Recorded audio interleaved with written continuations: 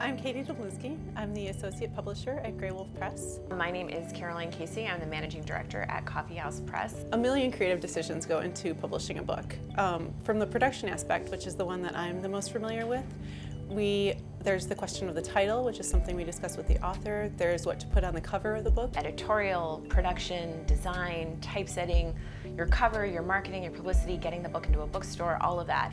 Obviously, every part of the book is a creative process for the author, but the editorial process is also something that can be creative. I find that to be an area where I, as an editor, am not trying to be part of the author's creative process, but to sort of draw it out and to ask the questions that will allow them to make the book into the best thing that it can be. The thing I find most exciting about publishing is really being an advocate for books that I care about. The most exciting moment, I think, is when the finished product comes in and being able to send that to the author and then getting the phone call or the email that they got it and they've finally seen this object that represents the effort, so much effort that's gone in over the years. The book is pretty much a perfect technology. I don't think it'll ever become obsolete. Books never run out of power. Their software never becomes unreadable. You can throw them in the pool. They are still workable. You know, a book from 1450 is as good as a book from 1950 as will be a book from 2050.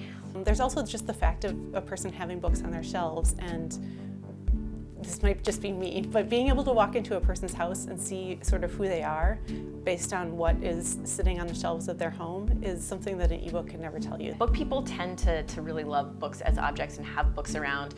I think I would be so much more attracted to Kindles and other e-readers if you could see the screen through the back so you would know what people were reading when they were reading, because there's this quality of eavesdropping that I really enjoy.